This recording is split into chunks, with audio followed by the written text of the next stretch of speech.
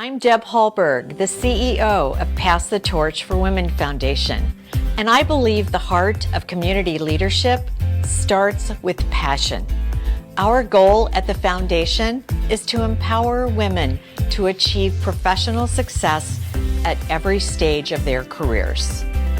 Join me in the VIP room to learn more about Pass the Torch for Women Foundation and how we are changing the world through our heart for community leadership. Our next everyday leader reminds us there's an old saying, if I've seen further, it's by standing on the shoulders of giants.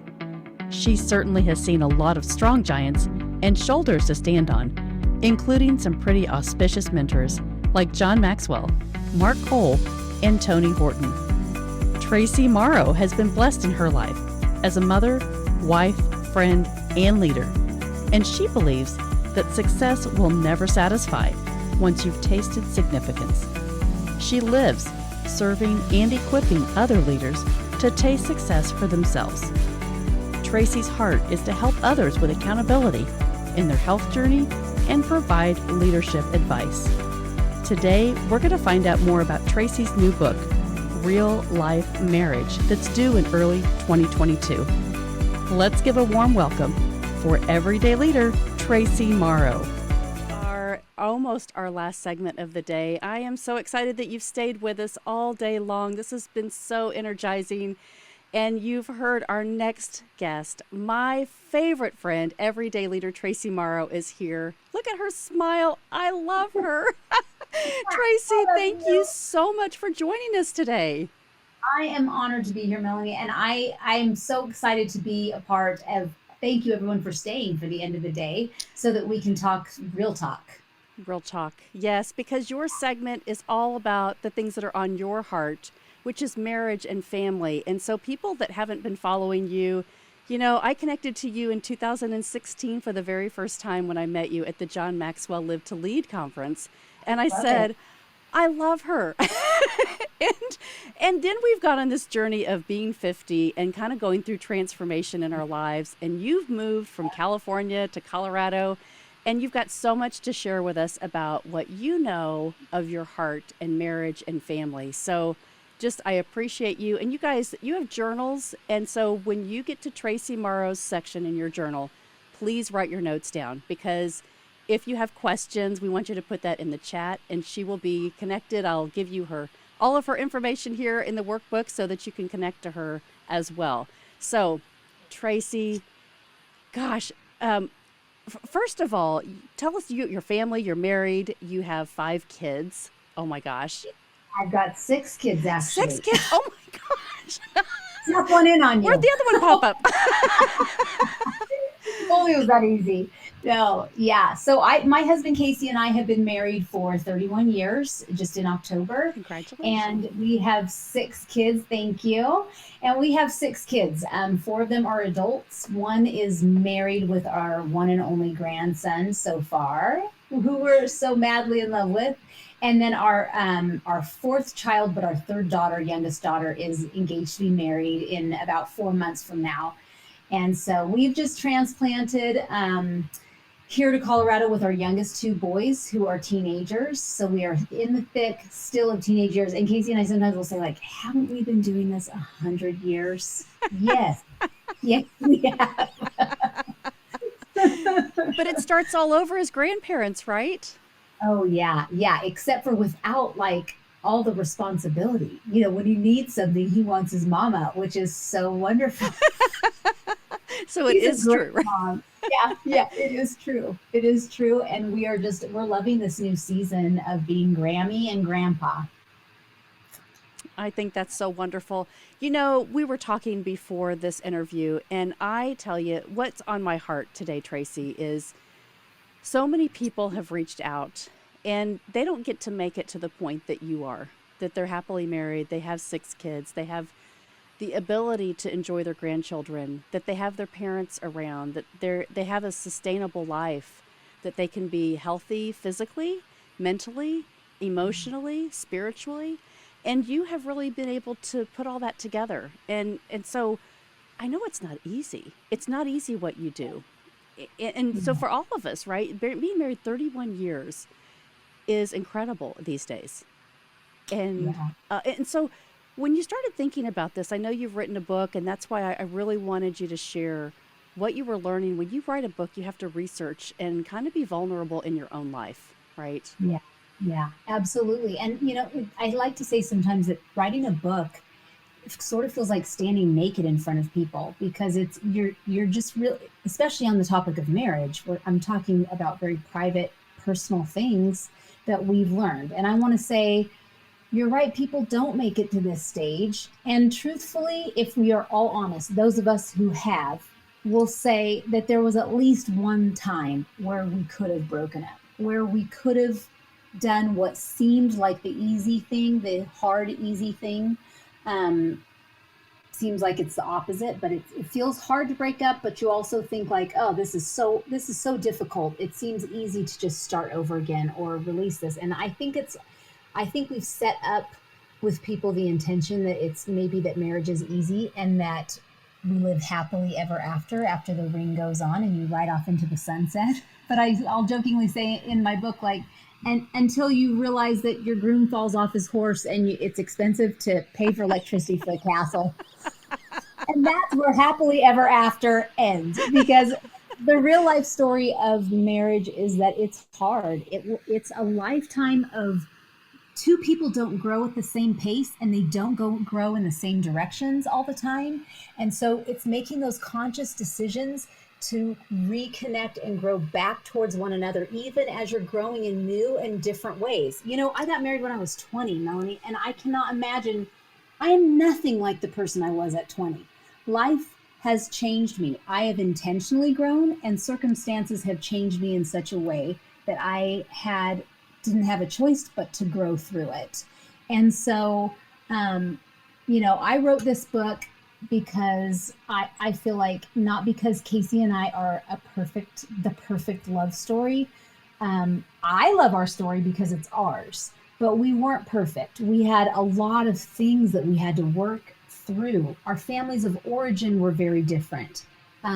We view life so completely different. I mean, there are some things that are the same. We have the same faith, and we kind of like the same movies, and we laugh at the same things, and we're both active. But other than that, everything we do is completely the opposite. How we do things, how we view things. And that caused, right out of the gate, a lot of friction, because, as you're learning, you're aligning your life to somebody else and truly becoming, it takes a lifetime to kind of merge your life with someone else. I think because my parents had done a really good job of saying that marriage was hard work, I knew it was hard work. Mm-hmm. And so I wasn't surprised when he said something hurtful, or I didn't understand why he didn't want to do what I wanted to do, or why he had such a totally different opinion about something. I expected it. And I think, honestly, that's where we need to. I can't imagine that someone listening to this right now isn't at a place where maybe even you're in a fight right now with your spouse, or you're feeling like this is just so hard. We are so different. I want to say your feelings are valid and true. And you're allowed to have them. God made us to have all sorts of emotions so that we can move through this world and respond and react in all the different ways. But it doesn't mean that you married the wrong person or you're in the wrong marriage. It just means it's going to take some work to come to an understanding where you both can live with it. And that just takes lots of conversation and lots of process. And that's why I wrote this book, is the processes that we went through, from me reading a bunch of books, from us both doing therapy separately and together, from us having marriage prep courses and then eventually leading them.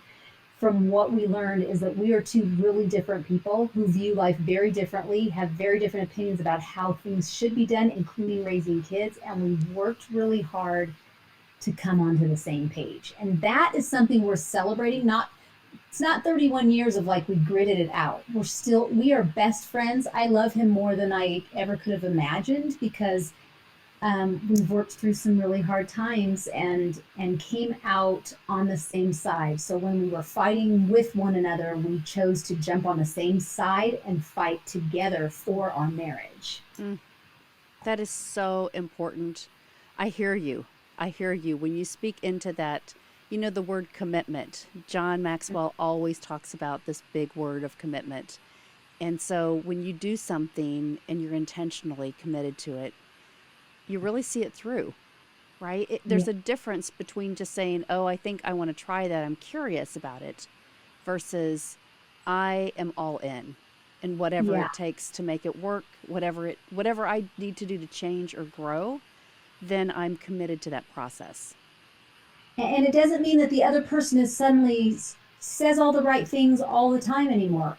We've been married 31 years. We still have friction points because, sometimes I'll say, why are we still arguing? Like, to me, by this point, we should have risen above, like, my happy ideas and ideals of, like, we should have risen above where we never disagree or argue about something. We should just state our opinions and then find the common ground and move forward. Well, that's taking out the human aspect of it. Like, the reality is we're both fiery people. We both say things with passion, but we love each other. We've learned to do it in a respectful way, and we have a vision for when we are old people. We want to be still standing side by side. We want to be able to look back and look at the memories and the things that we've built. John Maxwell will say, what you leave to two people is an inheritance, but what you leave in people is your legacy. Mm. And so having that legacy mind of not just are we doing this for us, but now one of our daughters is married, another one is getting married. They all have a desire to be married, all of our kids. And so what we're showing them very intentionally is that when you love each other, you don't have to think always the same, but you can work it through respectfully. We weren't always respectful in the early years. We were immature, and there would be conversations. If it were to play on a cassette tape right now, I'd be like, so humiliated for anybody to hear those private moments. We all have that in our marriage, but we decided to commit, like you said, to the long goal of finding a common ground respectfully in such a way that we both feel heard, valued, seen, known, loved, cared for, and highly valued and esteemed by one another. And then creating that culture, in our home. So let me ask you, what's been one of the things that you've said, I really didn't think that we would get through that? Like, I'm sure you have an example, lots of them. I'm sure I have lots. Oh, But goodness. the thing that you say is so what brought you back to the reality of like, I'm not going to give up on this. Sure. Okay, so I'll share one I shared in the book a little bit, and that is that Casey had seasonal depression that was undiagnosed, and now we are so aware of mental health, and we're so empathetic and compassionate towards that. But 30 years ago, it's crazy how life has changed so much. The world has changed so much. 30 years ago, we didn't know that much about anxiety and depression, and that we didn't have the internet. And so when the internet came to be, what I would notice, we were so busy raising our kids that he would go into these what I called funks, and I, in my immaturity, I'm in my mid 20s, I used to think like that he was just being selfish, that it wasn't going the way he wanted it to go, so he was going to silently protest. And so, you're raising kids, you can't always stop and have a conversation to settle something deep rooted that you don't even know has a title, or is this selfishness? Is this immaturity? Is this stubbornness? What is it? Well, when the internet came to be, I started looking like there's patterns. This is usually around this time every year as summer would turn to fall in LA, and it would start, the days would get shorter. So I would start to read things, and I was like, I really feel like this is, this is potentially depression. Well, back then, the word depression had kind of a negative connotation. Not that it has a positive connotation, but I think there was more of a stigma of embarrassment around it back in that day. And he was like, no, this isn't, And so finally we just got to the end, and we just had a really raw moment where I said, I am at the end of me. I can't carry this all on my own. And I need you to engage and work with me. Well, He heard me by the grace of God. He heard me in that moment in a different way. He heard that there was a shift in me, that I really was at the end of me. And I said, I'm not leaving you. I'm not divorcing you. I'm not saying I don't love you. I feel kind of flat. I just feel like all I can say is I'm at the end of me. And he said, his sister had just given him a book 2 weeks before that was sitting on his nightstand. And it was called Feeling Good, and it's about mood therapy, and it's kind of helping you to walk through. Some depressions need medication, and some depressions are a part of habits, that your brain has like grooves from the patterns of your habits. And so you need to, something happens and you just go comfortably into that groove and you walk down that path of those negative thoughts. And so as I was saying that, he heard me differently. He said, I think I know what to do. And he got up and he went to the back of the room and he picked up that book and he read. I mean, this book, he read for the next 3 hours. And I'm telling you, he came out with a look in his eyes that was like unlocked out of a prison cell that he didn't know he was in. And he said, I cannot believe how this book is describing me. So why I bring that up is, you asked for a situation, but it was also resources and tools. Like why I wrote my book, if you are somebody listening and you feel like you've learned something, you and I talked a little bit before, how you said John Maxwell will say you can't take someone where you haven't been. Like it's silliness, you're just directing a path, but you have no personal connection to the journey. But when you've gone a path and you've discovered tools and things that literally saved your life, saved your marriage, saved your outlook, changed everything, then share that with people. And so that book was something that was a real game changer for him. And it made me just realize, like, who am I? I thought, who am I to write a book? There's a million books out there. But then I thought, I have a unique perspective, that we've worked through a lot of things and we've read a lot of books, and together we've pieced together some steps that can help someone else. That changed our marriage, because he has never been the same. He has truly never been the same, because it was a mindset shift.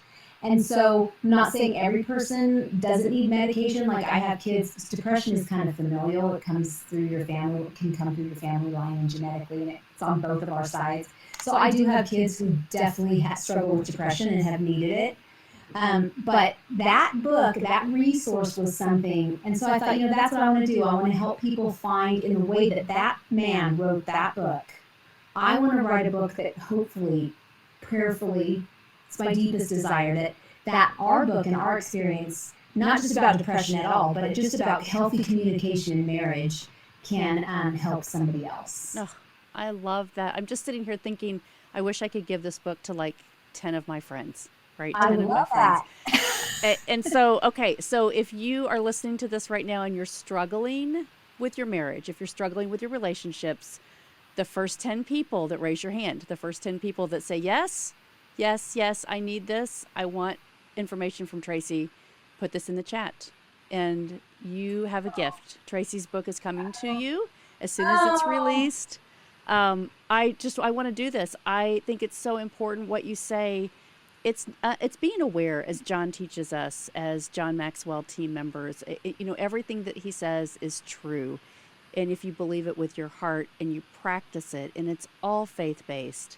And so it's not like it's not like a leader mixed this stuff up, right? And you say you try this, you read a book, but yet if you're going to go to the point that you really want to change your life, you really have a problem that you need to solve, and it's no longer about you. It's about serving the relationship. It's about serving the people in your life. It's so important that you take that step and make that commitment to yourself to change and to find those resources.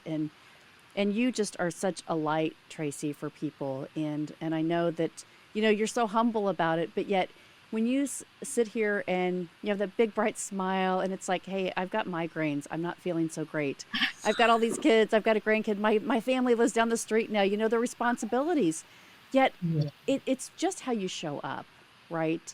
You can show up to serve, and that's what you always do. And so I want people to understand that you can do it. You can make the choice, and you can do it every day, and it can get better. Yeah, and I think what you said, it's showing up when life is hard with what is the attitude that I come with. Am I coming with, are you know, what do you have to give to me today? No, what do I have to contribute to the world? And I wrote, and I think the book is called Real Life Marriage because I want people to know, even if it's hard, it can turn around. If you love that person at some point, I can't imagine that you stood in front of a judge or a pastor or a priest and spoke your vows and didn't have forever in mind. And so if you had that at some point, it's possible to get it back. It is hard. I'm not just living in a Pollyanna world like, oh, I'm smiling through pain. No, I've cried through pain. I've yelled, I've shouted, I've felt sad about it. But the truth is, what I want to bring is I want to show up and I want a great marriage. And so I'm willing to do the hard work to have that great marriage, to have those great relationships outside of my marriage, in my home, with my kids, with my, with my parents, with my friends, with those people I work with you. I'm showing up today because it's like, hey, I'm not saying my life has been perfect. It's been really hard at times. I've cried at my keyboard with people I've coached and people who have coached me more times than I can count. But just because I allowed myself to really feel what I was feeling in that moment, to acknowledge those emotions, back to what we said at the very beginning, we're allowed to have our emotions. We're allowed to have them. We aren't supposed to let them navigate the way that we live our life. We're supposed to then defer to, like, what do we know to be true? What do we know to be the right thing to do in this moment? No matter, regardless of how I feel, so that I'm honoring my spouse, I'm honoring my child, my friend, the people who I work with, that I'm honoring them in this moment of friction. And that is possible. And I feel like we don't have enough people saying that's possible. We have a lot of people calling names, a lot of people saying in the world, the other person is wrong and the other person is evil and the other person, we're just people trying to make our way. And we need to remember that we can disagree with people and honor them at the same time. We can go through hard conversations and honor them at the same time. And it's really just about, that's the one thing we can control. What we choose is our attitude and what we bring to that situation. And for me, that's always about honoring the person and the relationship. Okay, so the biggest lesson, people on my Bible study are going to say, okay, here she goes again. Yet, I listen to you and I say, John's lesson would be meet people where they are. Just meet people where they are, right? Yeah. Meet people where they are, give people grace, and know that it's all a part of our journey. And so you're going to learn something. You're going to be able to add value to yourself, to your life, to your family, and grow through it instead of just saying, I'm giving up and not stay committed. And that's right. Traci, I love you. I just want to be in the same room and give you another hug because it was great to see you at Live to Lead this year in Atlanta. And I know we're going to see each other again really, really soon. So before I let you go, I know we're out of time. I'm getting my signal from, my producer here. Like, it's over. But what's one challenge, because my why is challenge. So for our audience, what's one challenge that you can leave with them that they can answer for us today? Oh, one challenge. So it's a challenge for them to something to do. Yes, to challenge them to do something.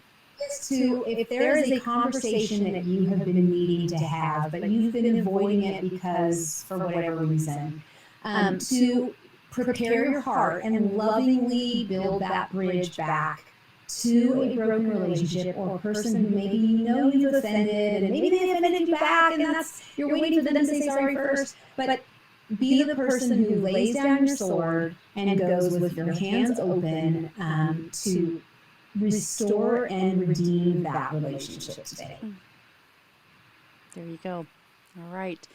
Get your journals out. Write that down in your workbook. Who are you going to do that with? What's your redemption going to look like? This is about your growth today. And I hope you all have enjoyed this segment with Traci Morrow. We love her. She's a friend. She's an everyday leader. Follow her on Instagram, Traci Morrow. The first 10 people that answered these questions in the chat are going to get her new book. And I am so excited for you to get that. So, Traci, thank you so much again. I know that you have She's had a migraine today, you guys, and she's here with us. So I love you. Thank you for just saying yes and making the commitment that you do to people in your life. You're welcome. It's my pleasure. Thank you.